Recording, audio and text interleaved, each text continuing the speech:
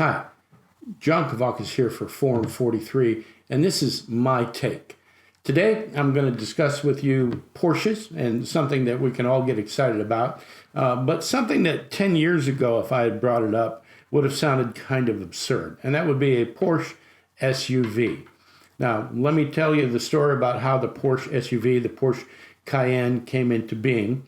The Cayenne was not Porsche's first foray into something a little bit unusual. As they were struggling coming out of World War II in the 50s, they made tractors.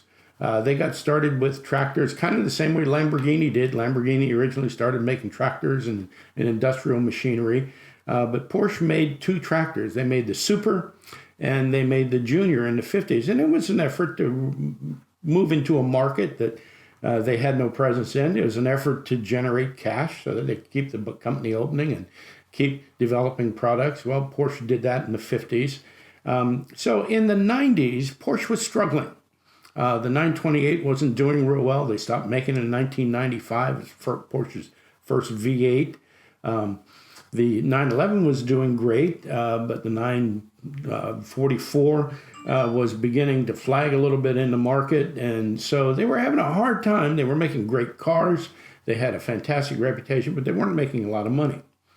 So they began talking about going into the SUV market. Now, this just shocked everybody.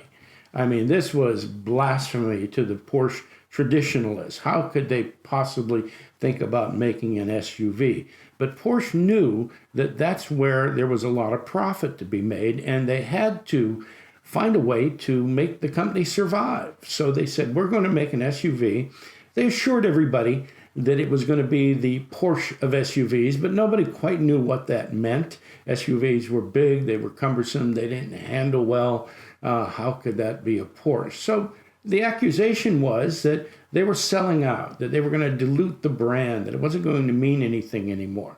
Well, in 2002, they introduced the Porsche Cayenne over in Europe. First came to the United States in 2003. It was available with a wide range of engines from 247 horsepower all the way up to 447 horsepower. It handled well. It was plush inside. It looked like a Porsche inside. High quality materials, high quality assembly, and lo and behold, it was fast. Now, that was at a time when SUVs were not noted for handling and being fast, but for an SUV, it had low center of gravity. It went around corners really well. It was as fast as a Porsche, faster than some others, faster than most sports cars. It was actually handled a lot better and was a lot quicker than most of the famous muscle cars of the late 60s and early 70s. So Porsche had something really formidable, and they were early into a segment that we're just beginning to see manufacturers get into now. They kind of set their footprint in it, and people began to follow. It took a while, but now we see SUVs from Lamborghini, from Maserati, from BMW. BMW might have been a little ahead Porsche on that, but didn't have the performance factor involved in it. And we're even seeing, this year Ford has introduced a line of high-performance SUVs. I mean, it was bound to happen. If that's where the market is right now, if that's where the popularity is, people are going to want to go faster and handle better. So the manufacturers are kind of satisfying that. Porsche was just the first one there, and they did a great job in it. Now, over in Europe, one of the great cottage industries in Europe is what they call tuners. We've got a few over here. You may have heard of McLaren, the tuner. You started out making high-performance Mustangs and the Mercury branded two-seater roadsters based off Mustangs. So over there, it's a big business. One of the premier German tuners was Gembala, headed by a guy named Yui Gembala.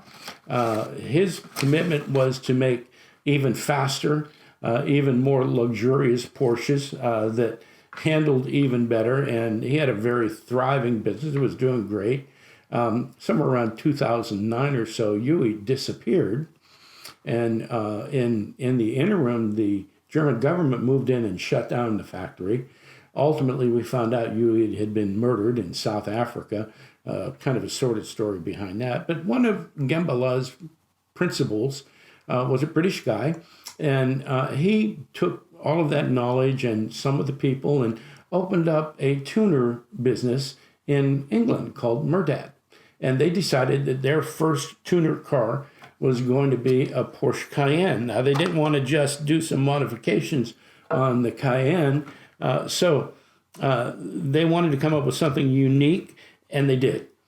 So they took the four-door model, they made it in a two-door model, put a new hood on it, put new wheels, new brakes, put an aerodynamic body kit on it. They really plushed up the interior with Alcantara leather and suede and two-tone interiors, just beautiful interiors. They managed to upgrade the Porsche interiors, which were already really fine interiors.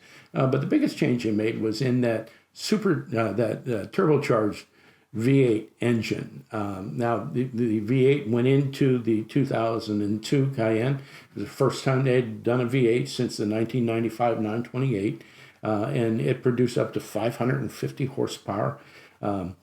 Merdad bumped that up to 750 horsepower. So it wasn't just an incredibly formidable car, and Esval has given us a 143rd version of it. So let's take a look at the car.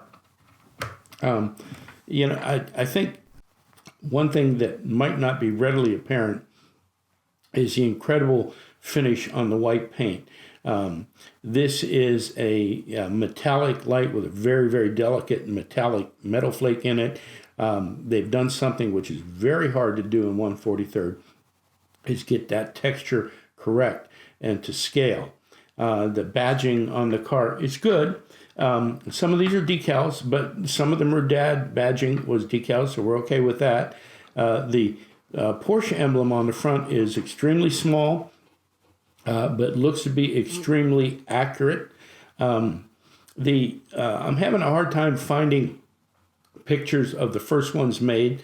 They only made 3 that first year, but the hood on the first one, I believe, was supposed to have a carbon fiber effect to it. This one does not have that. As a matter of fact, I think the finish on the hood could be a little bit better. The moonroof is picked out, but it's not clear. It's painted black. The interior seems to have a lot of detail in it, but again, we have this problem where the glazing is good, the windows look good, they're clear, but it's very hard to see the interior. The wheels are beautiful. They've done a great job with showing the brake discs and the brake calipers in red. It's just beautiful. The dual exhaust has some depth to it. It's a nice model. So Esval came out with 2 models. They've got one in black and one in white.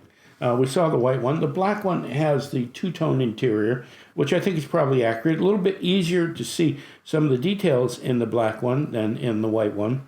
Thank you, Esval, for doing that. But it's a nice model. It sells for $104.95 or so. They're still available from Esval. Legacy Motors has them.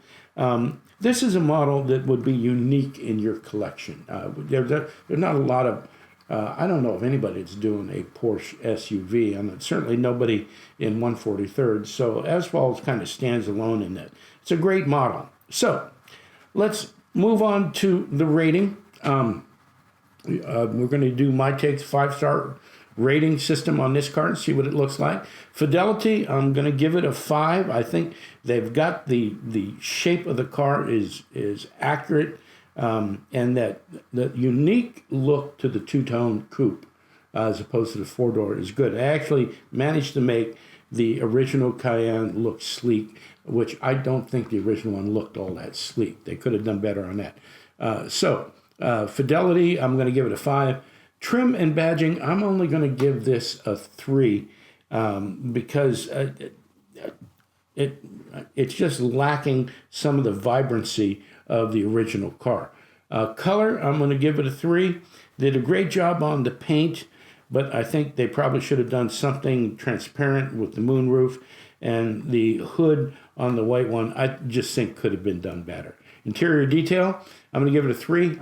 There may be a lot of detail there, but manufacturers, listen, please. Put 1 or 2 of the windows down so we can see inside. A lot of work is going into these interiors, and it's not readily available when all the windows are up. So wheels and tires, I'm going to go to 5. They're fantastic, maybe some of the best performance wheels I've seen. And overall value at $105 or so, I'm going to give this a 3.